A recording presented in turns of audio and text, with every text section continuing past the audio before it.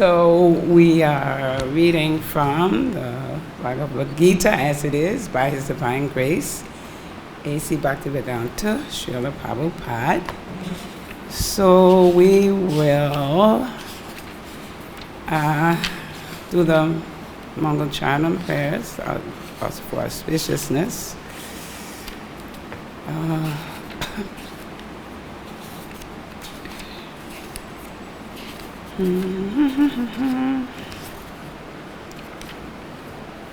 Om Gyanātimarandasya Gyanā Salakaya Chakshmamalitamyena Tasmai Shri Gurave Namaha Shri Chaitanya Manobhishtam Stapitam Yena Bhutale Swarupa Karamayam Dadati Swapadantikam Vandeham Shri Guru Shri Yuta Parakamalam Shri Gurum Vaisnavamscha Shrivam Sagrajatam Saha Gana Raghunatam Vitam Tam Sajivam Savadvaitam Savadutam Parijana Sahitam Krishna Chaitanya Devam Shri Radha Krishna Paran Sahagana Lalita Shri Vishakam Vitamscha E Krishna Karuna Sindhu Dina Bandhu Jagapate Gopeshi Gopika Kanta Radha Kanta Namostute Tapta Kanchana Gaurangi Radhi Vrindavaneshwari Vishabhanu Sutta Devi Panamami Hari Priye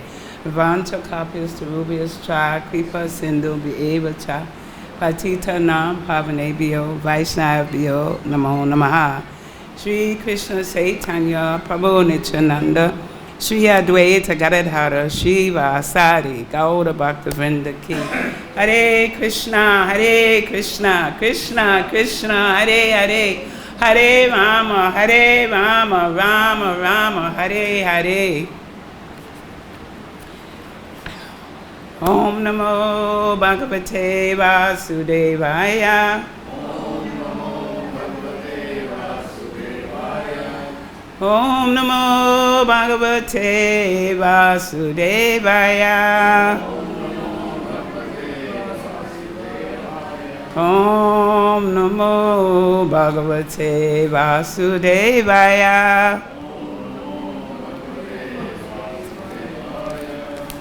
So we are reading from the 12th chapter entitled Devotional Service, and this is the last chapter of the middle section. It's 7 through 12, talks about bhakti. It's the jewel in the middle of the Gita. And I'm doing text 2. śrī-bhagavān uvāca mayy āveśya mano yemam nitya-yuktā upāsate śraddhayā parayopetās mayy yukta-tamā matāḥ. Word for word. Śrī-bhagavān uvāca. The Supreme Personality of Godhead said, mayy upon me, āveśya fixing, manaḥ the mind, yea those who, me, nitya always, yukta-tamā engaged, upāsate worship, śraddhayā with faith, parayā transcendental, upetāḥ endowed, mayy by me, yukta-tamā most perfect in yoga, matāḥ are considered. Translation and purport by His Divine Grace, A.C. Bhaktivedanta, Srila Prabhupada. Srila Prabhupada ki jai. The Supreme Personality of Godhead said, Those who fix their minds on my personal form and are always engaged in worshiping me with great and transcendental faith are considered by me to be most perfect. Please repeat. The Supreme Personality of Godhead said, those who fix their minds on my personal form and are always engaged in worshiping me with great and transcendental faith are considered by me to be most perfect. Purport. In answer to Arjuna's question, Krishna clearly says that he who concentrates upon his personal form and who worships him with faith and devotion is to be considered most perfect in yoga. For one in such Krishna consciousness, there are no material activities because everything is done for Krishna. A pure devotee is constantly engaged. Sometimes he chants. Sometimes he hears or reads books about Krishna. Or sometimes he cooks prasadam, or goes to the marketplace to purchase something for Krishna. Or sometimes he washes the temple or the dishes. Whatever he does not let a single moment pass without devoting his activities to Krishna. Such action is in full samadhi. So the question that Krishna is answering by Arjuna, he wants to know which are considered to be more perfect. Those who are always properly engaged in your devotional service, or those who worship the impersonal Brahman, the unmanifested. Now, usually throughout this Gita, at the end of the chapter, each chapter, Krishna always makes it known that the end of all our endeavors and worship is to worship him. We are to worship him. He's the Supreme Personality of Godhead. So he is the one to be worshipped. Whatever, all he's explained throughout the chapter, but he always ends on making sure that that is understood. So even at the end of 1155, it said in the summary, the universal form of Krishna, which is temporary manifestation, and the form of time which devours everything, and even the form of Vishnu, four-handed, have all been exhibited by Krishna. So that means Krishna is the cause of all causes. Krishna is the source of all incarnations. And both of these, he's the source of all incarnations and he's the cause of all causes. These are expanded upon by Srila Prabhupada in śrī-bhagavān, Canto 2. So thus Krishna is the origin of all manifestations. So he showed his universal form, which unnerved Arjuna. He got bewildered and he got frightened after he saw, Krishna exhibiting the form as the all-devouring time. And he just wanted to see that, first he asked for the four-handed form, then he asked for the two-handed form. But Krishna showed the four-handed form, and then the last form is the two-handed form, which lets you know that Krishna is the source of all the manifestations. He's the original source. So it is not that Krishna is a manifestation of the original Vishvarupa or Vishnu. Krishna is the origin of all forms. Krishna has a form. It's a two-handed form. There are hundreds and thousands of Vishnus, but for a devotee, no form of Krishna is important. But the original form, two-handed Shyamasundara. In the Brahma Samhita, it is stated that those who are attached to the Shyamasundara form of Krishna in love and devotion can see him always within the heart and cannot see anything else.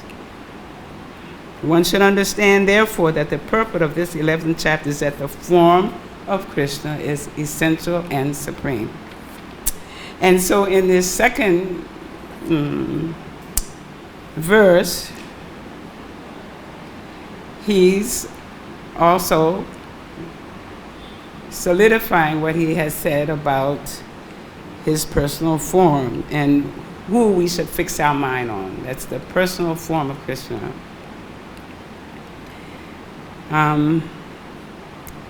But this question by Arjuna is, we know it's not for Arjuna, but still Arjuna wants to know, is he correctly situated? Because he's very attached to the two-armed form of Krishna. But he wants to know, what's my position? Am I in the right position by worshiping the Lord in its two-handed form? So then Krishna talks about the personal and the impersonal form.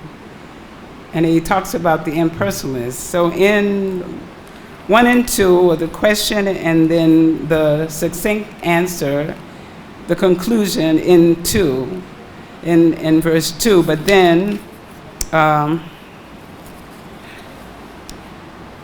so Arjuna wants to know who's better? Who is better? Which one? The personalist devotee who worships Krishna, or an impersonalist mediator who's worshiping the impersonal Brahman? So if the impersonalists don't have an idea of any form or don't want to have an idea of any form, then who are they meditating on? It has to be something concocted in their minds, because unless they are personalists, they cannot understand the personal feature of Krishna. So who are they actually, worshiping? I remember before I came to devotional service, before I met my spiritual master, I believed in God, but I had really no conception of who was God, what did he look like, what does he do, what are his activities. And nowhere in any of the Christian churches could you find an answer, because they don't know. All they know is they will tell you that God is great, but they don't really know how great God actually is. So then, and then 2 through 7,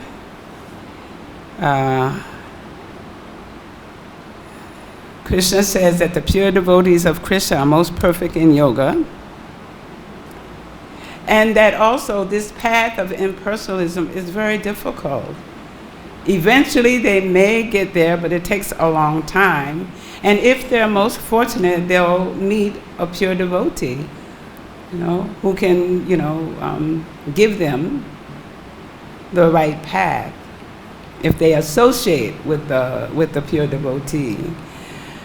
So, this path for them is very troublesome. They don't, they really can't reach the true goal of what bhakti-yoga is really about, even though they're listed as transcendentalists, but they're on the lower realm of being transcendental. The highest perfection is to know that Krishna is the Supreme Person of Godhead and to worship him. And then we learn about, the three processes of how we get to know Krishna, like it's Sambandha, and then Abhideya, and then Parayopetās. So these are the, first you find out who he is, and you find out his attributes, and then you find out what is the goal, what are you supposed to do once you have this information. And the only way we can find that out is if we take a spiritual master. That's how we progress in this knowledge, through the mercy of the spiritual master.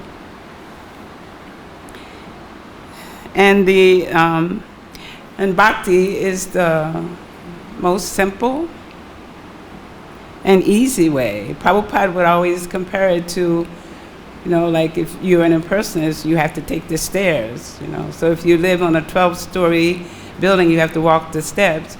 it's going to take you some time to get there. But if you are, impersonalist, if you are a personalist, then you just take the elevator and you just go right there, So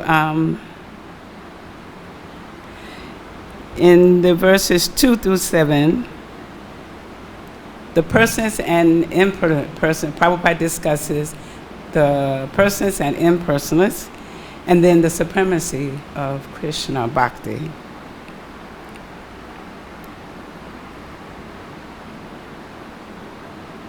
So in this, as I was reading this this verse, some things stood out for me just in the translation alone.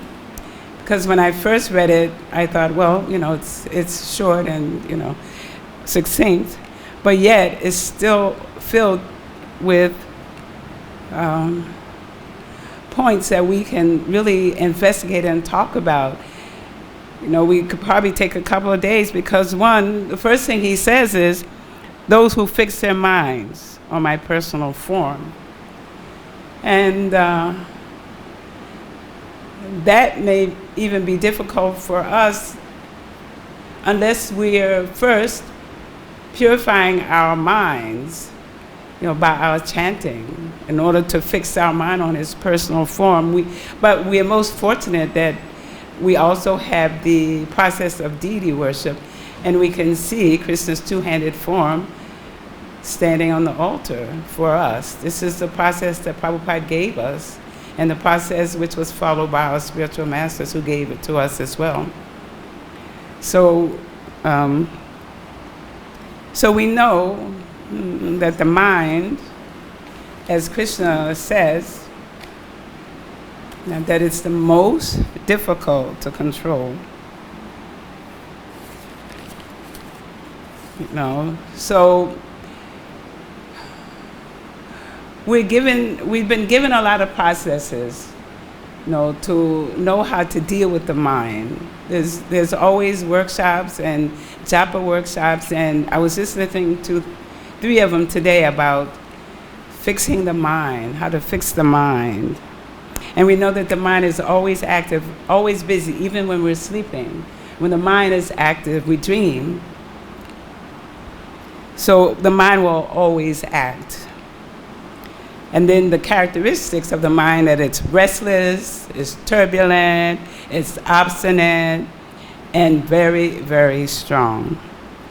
So we can look throughout the Gita and see all the information that Krishna has been given to Arjuna about, the mind and how to try to control the mind. And we're chanting in order to remove the dust that has accumulated for millions and millions of lifetime. It's the cleansing process for the mind. And the best process is to chant the holy names of the Lord. Hare Krishna, Krishna Krishna, Hare Hare, Hare Rama, Rama Rama, Hare Hare. And I don't know about, any others, but I always have difficulty with the mind trying to focus on the holy name. You have to, always bring the mind back, to hearing the sound of the Maha Mantra. And it takes effort and it takes consistent practice to keep bringing the mind back to hearing the sound. Because we can be chanting sometimes, but then we realize after some time that the mind has gone somewhere else, and the chanting is, you're hearing something in the background, but the focus on hearing the sound vibration is not going on. So that means we have to bring it back to hearing the holy name, hearing the mantra. And we have to restrain the mind from unnecessary thoughts, because it's always, the mind takes you always either in the past or the future. It's always ruminating on the past or the future. So, like sometimes we may be thinking about what difficulty we're having, or how can I get more money, or whatever is going on, or what happened yesterday, or what's happening, tomorrow, or how I'm going to do that. But the practice is to always, bring it. That's why we're sadhakas. We're practicing how to reach the supreme goal. And in the introduction to the Gita, Prabhupada says, the mind is always flying to this and that. But one must practice concentrating the mind always on the form of the Supreme Lord, Sri Krishna, or on the sound of his name, because Krishna is present in his name. The mind is restless, going hither and thither, but it can rest. I really like this part that said it can rest in the sound vibration of Krishna. One must thus meditate on Paramam Purusham, the Supreme Person of Godhead, in the spiritual kingdom, the spiritual sky, and thus attain him. And so our goal is to, we have several steps, but the goal is to attain love for Krishna. And so there's so many writings, particularly by the previous acharyas. One is called Shiksha. Isn't it the Mana Shiksha by Raghunath Das Goswami. It's a very, very intricate look at the activities of the mind. And, it helps us recognize, what the mind can do and how it can go. My Guru Maharaj used to say, it can either be your friend or it can be your enemy. It can take you so many places, or, if we're making the habit of trying to control it, it can take us to Krishna. It can take us back home if we're chanting. And the other thing that stood out for me in this verse is Prabhupada says, with great and transcendental faith. And Prabhupada doesn't, just pick out a word and use it for no reason. It's great and transcendental faith. So I would like to ask, any of the devotees in the class, can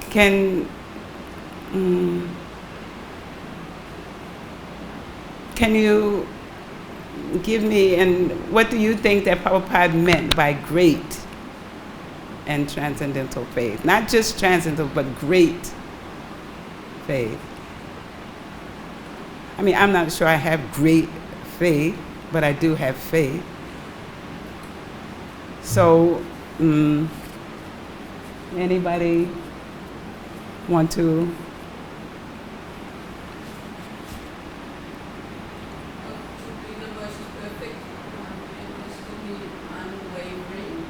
Yes. And unbroken. Yes, unwavering, but it has to be, and that's excellent. I looked up the word great, and it's all. If you have faith that Krishna will protect me in all of them. Yes. And transcendental faith. So we know that there's faith in different modes. And so faith means unflinching trust in something sublime. So in order to even come to the process, we had to have some kind of faith. So we know there was something beyond what we knew. There was something we wanted to know more. We knew there was something, but we didn't know what it was. It was like just walking around blind. We knew that there's something more. What is it? What am I missing? What else is there? So in order to surrender to the spiritual master, we have to have faith. We have to have faith in him also, that he's going to direct us in the right direction, to enhance our faith and to lead us on the path of going back home, back to Godhead.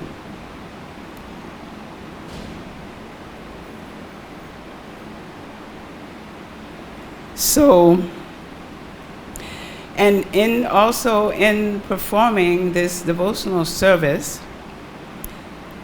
we should have no expectations of any material benefits, but just to engage only for the sake of the Supreme Lord. Not that we go because we want something or we expect something, although that's better than not, because Krishna does say, well, if you want something, you might as well come to me. But it's the highest to not to want anything, just want to see Krishna pleased. If we please Krishna, if we can make Krishna smile, that is the perfection of our lives. So, and seeing Krishna as a person. So how would we feel if, we were with someone and all they wanted was something from us all the time? We would start thinking, like, every time I see the person that's supposed to be my friend or my beloved or whatever, they just ask for something all the time. And you would get, you wouldn't feel very good, right? That they're always asking for this and asking for that. So Krishna's a person, and he's always willing to give. And as devotees who are trying to follow the process, we don't have to worry about, having our needs met. I don't know any devotees who are starving. There's, Krishna takes care of all of our needs. He says, I preserve what you have, and I preserve what you have, and I provide what you lack. And so that's another form of faith. We have to believe that. And in my experiences, I've seen it so true. We don't have to worry about, where our next meal is coming from, whether we're going to, whatever. Krishna takes care. If he's taking care of every other living entity in this world, surely he's going to take care of the devotees. So we have to have faith. That is what he will do. He says he'll do it. And he may not do it in the way we think we want. He knows best, and whatever he does for us is good. Krishna is all good. So whatever he decides for us, then it's good for us, because he can see past, present, and future.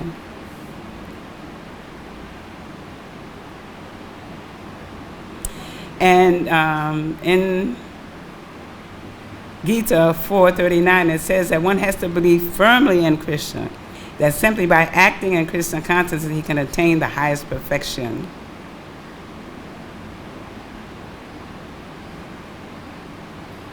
So I think I will read a little bit. It's a short purport. I'll read that. 4:39.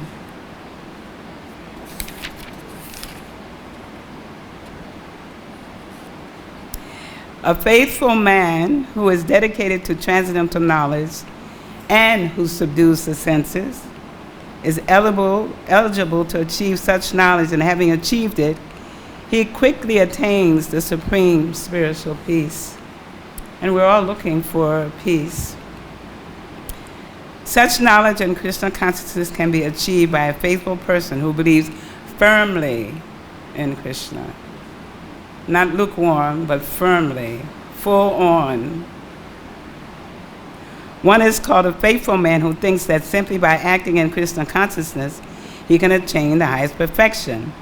The faith is attained by the discharge of devotional service and by chanting Hare Krishna, Krishna Krishna, Hare Hare, Hare Rama, Rama Rama, Hare Hare, which cleanses one's heart of all material dirt. Over and above this, one should control the senses. A person who is faithful to Krishna and who controls the senses can easily attain perfection in the knowledge of Krishna consciousness without delay. So there's no delay, no, if we stick to the process. And also, if we, there's so many advanced devotees, and we can seek help if we need help.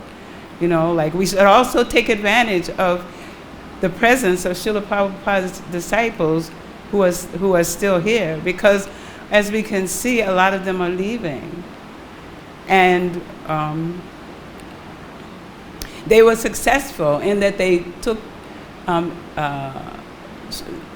initiation from Srila Prabhupada, and they know the path, and they can, give us direction or give us correction, whatever we may need. So we should seek, their association, the higher association from Prabhupada's disciples who are still here. Ask them questions. How do I do this or how do I do that? They can give you, because they have the experience. And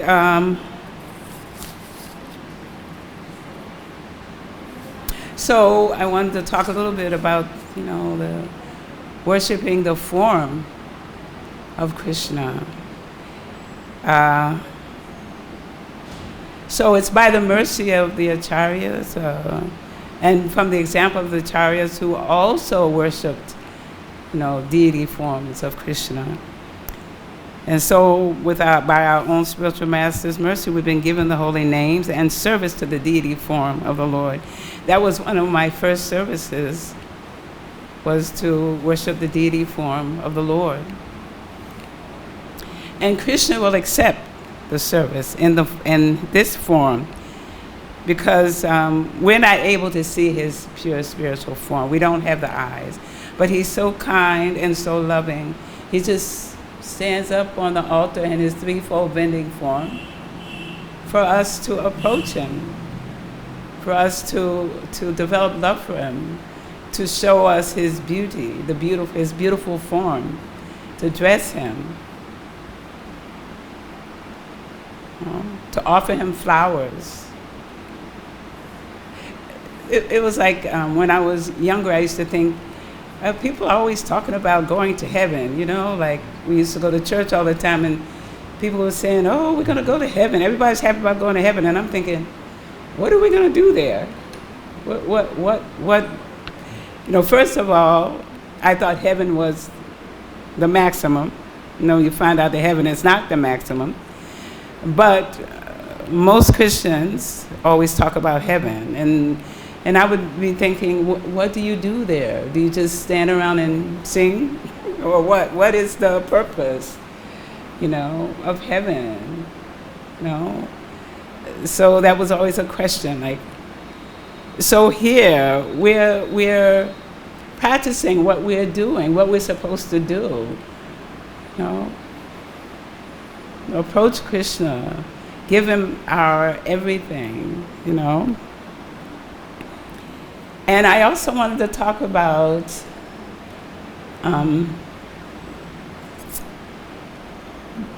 what things also help us develop faith. And one thing that I really like reading about that resonates and helps develop my faith is the stories of how the deity, reciprocates with the devotee.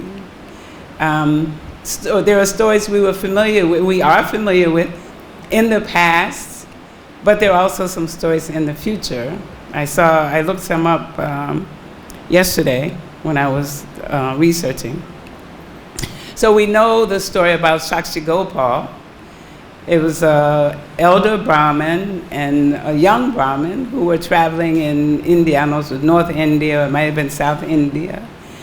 And the young man was serving the elder Brahmin so nicely that the elder Brahmin felt compelled to offer his daughter to the young Brahmin.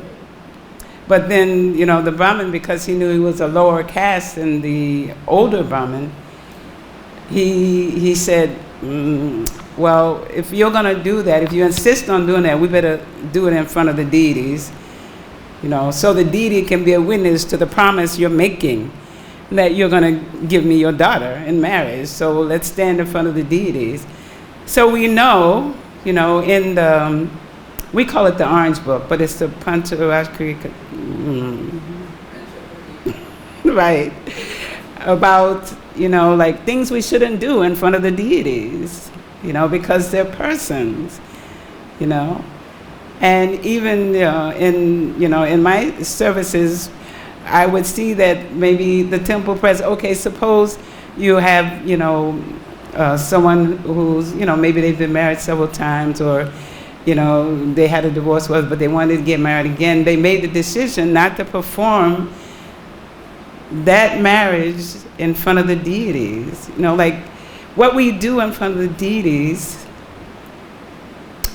has consequences. You're not supposed to show our feet in front of the deities.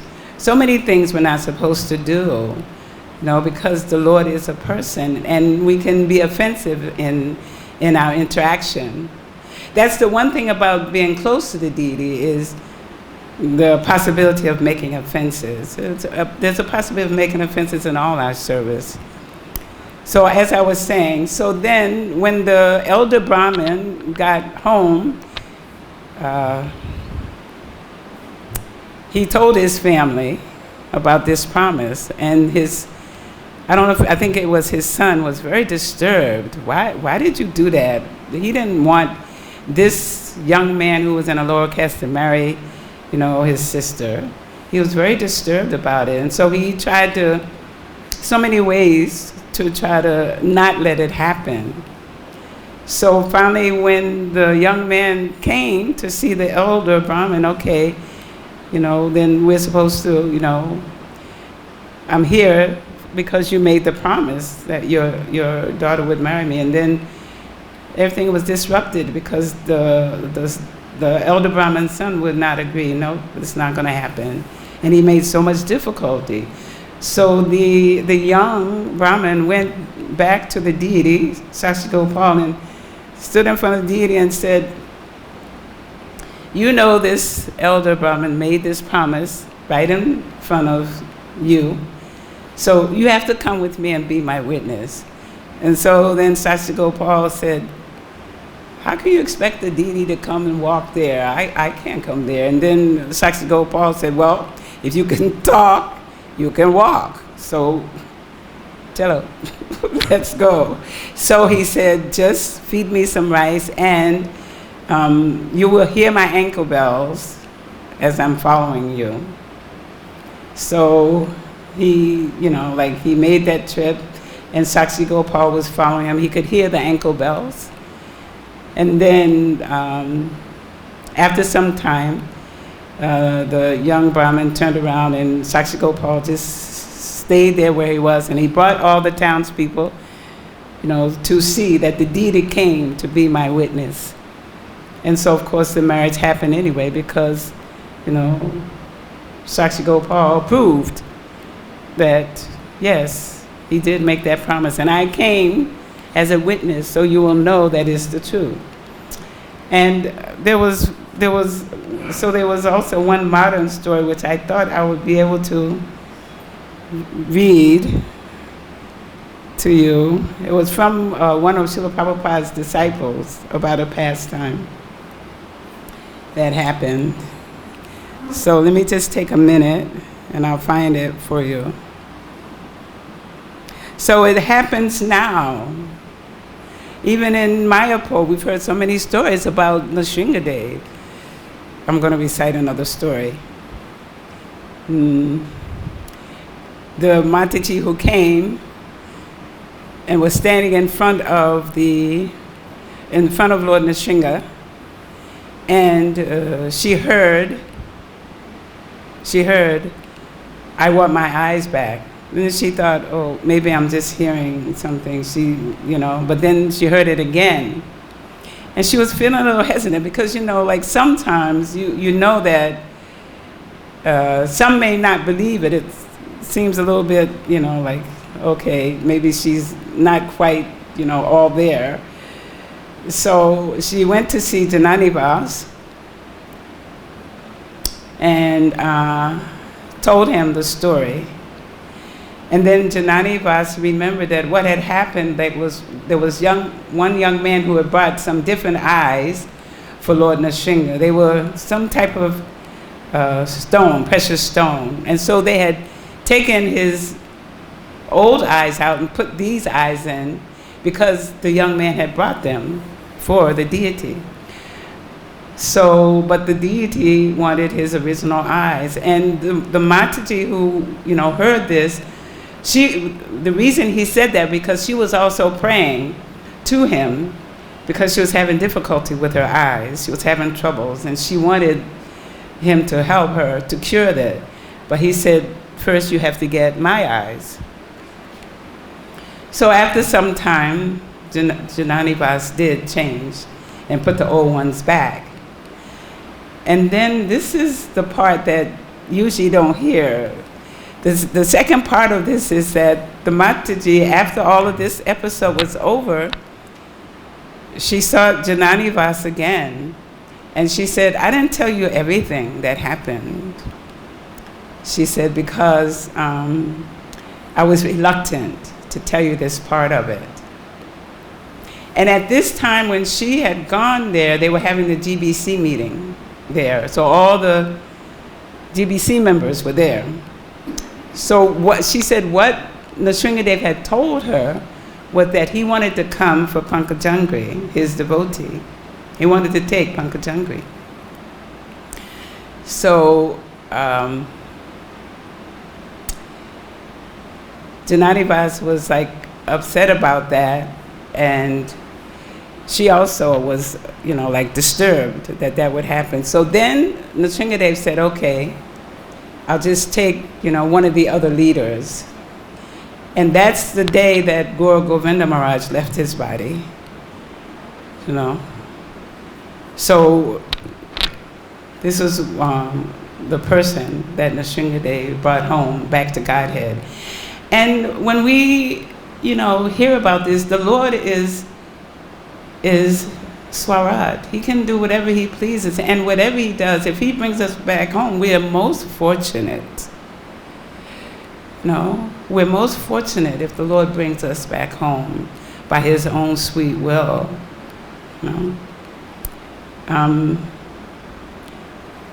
There was one other story. I don't know if you've heard this one. Looks like I won't get a chance to look up the other one, but I'll do one more before the class is over. This is a short one. This is, and also Srila Prabhupada. And Srila Prabhupada is present in his murti. I love going to the Samadhi and praying to Srila Prabhupada. In New Vrindavan community was having difficulties. A lot of things happened there that, were not, up to par, let's say. And so because all of this was happening, it was really crazy. One Mataji, she wasn't even a devotee. She was just coming because they used to bring tourists there to look at the Palace of Gold, because it's beautiful. I don't know if any of you have seen the Palace of Gold. It's so beautiful. But she saw the murti of Srila Prabhupada, but then she heard, take my shoes. And then she was looking around trying to figure out, who's saying this to me? And then she heard it again, take my shoes. So you know that in Srila Prabhupada, of course, his shoes are there. And so she just obeyed the voice and took the shoes and put them in her handbag, which meant that Prabhupada was absenting himself from New Vrindavan at that time because of what was happening. And then after several years, she came back again because she had a dream. So Prabhupada told her to take the shoes back. Then when she went there, she talked to the temple president and told him, gave him the shoes and told him the story of her interactions with Prabhupada's murti and what he had said to her. So all these forms of Krishna are for us to worship and serve and have great and transcendental faith in his presence. So I'm sorry, I'll end here. If anybody has any questions, comments, criticisms, I welcome them. Haribol? You gave this example of śrī-bhagavān. You gave the example of śrī-bhagavān. Yes, upāsate. So sometimes what we see that we pray for a long time also. I've heard devotees say they pray to the Lord that I have to learn Sanskrit, but then there's no response from the deity. So in such a case, then how we should think, because unless we get some reciprocation, it's difficult to carry on. Yes. Well, Krishna doesn't always have to respond. So does that mean because he doesn't respond, we lose faith in him? He's the Lord, he can do whatever he wants. Maybe whatever you're praying for, he may answer it some other kind of way, he may not answer it at all. If we have expectations, they may not be met, but that doesn't take away from our devotion to him, regardless of what he does.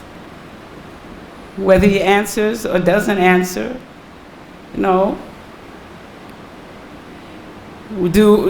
Does our faith go down because he hasn't answered a prayer that we have put before him?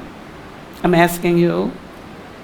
It doesn't take away the faith, but at least we get somewhat shaken or a little bit kind of bewildered as to why even the good intentions I prayed, but still the Lord hasn't. Are you saying that he's never reciprocated? There are times when I feel that Krishna has reciprocated, and there are times when I know he hasn't reciprocated. But that still makes him my most worshipable Lord. And that has to do with faith in that the Lord has your good, right? Always.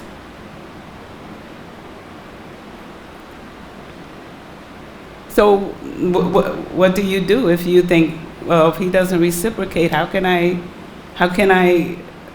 go on? That's how you feel? Yeah, because what was prayed with good intentions, with very good intentions. He knows everybody's intentions. He certainly knows the intentions of your prayers. Maybe he thought, I don't think so, not right now. Maybe later on, or maybe never. Do you have another response to that? Yeah, it's a good question.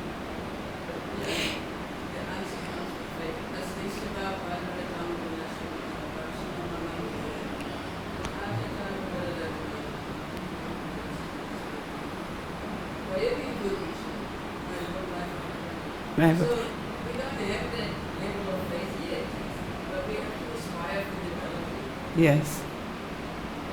I have to relate something that just happened a couple of nights ago. Okay, I was standing in front of Krishna Balaram, and there was one Mataji on this side and the other Mataji on this side. Now this other Mataji on my left side, she's well known to the pujaris. So whenever they were giving from the altar, from the Lord's hands, they would just give to her. So this Mataji on the other side got angry. You know, she was like, hey, what is this? You're only giving to her, but you're not giving to me? I'm standing here. What's up? And then, and I know this, both devotees I know. And I was thinking, just chill. It's okay. But she was like, what's going on? Why is she just giving to her? Just, like. But then what happened was, the Vajrayi went and got something from Krishna Balaram and came and just threw it at her. So the Lord saw that she was upset and he gave her something. So, like sometimes we can stand in front of the deities and we will get something, but sometimes we won't get something. But it doesn't matter. Hare Krishna. Thank you all for coming to the Gita class. Thank you for enlivening the class. Hare Krishna.